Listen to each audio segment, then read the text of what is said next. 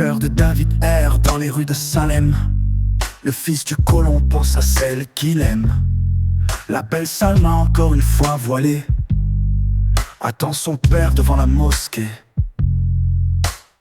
Ses pieds sont nus, ses vêtements en haillons. Elle pense à l'homme à la kippa, en costume veston.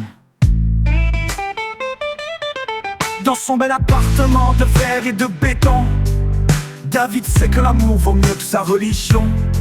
Dans sa maison de sable et de carton, Salma sait que l'amour vaut mieux que la rébellion. Voici l'histoire des enfants de l'intifada, de ceux-là qui ont changé de combat, de ceux-là qui veulent être frères sans être ennemis, pour célébrer ensemble la beauté de la vie. Le cœur de David erre dans cette terre promise, que ses pères ont défendu en envoyant leur fils, la haine au ventre et le fusil à la main, pour aller tuer ou mourir demain. La jeune Salma, une pierre à la main, pense à ses frères morts devant les soldats israéliens, à ces tonnes de pierres lancées pour tuer, ruine d'une tour de Babel, d'un symbole de fraternité.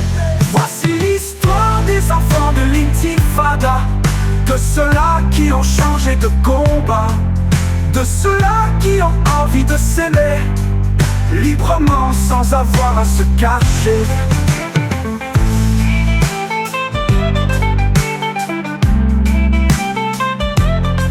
David et Salma, ensemble sur la sainte terre, s'embrassent et s'aiment en oubliant leur père.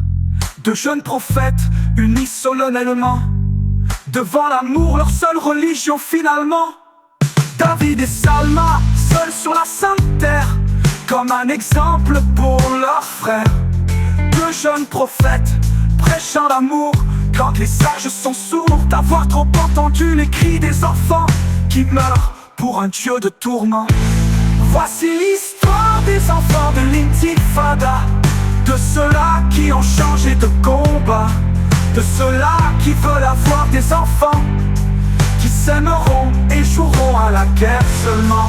De ces enfants de l'intifada naîtront un jour un millier d'enfants de l'amour, enfants de toutes les religions à la fois, et l'espoir et la paix reprendront foi. Nous verrons alors des milliers d'enfants qui rient ensemble, des milliers d'enfants au sourire qui se ressemblent.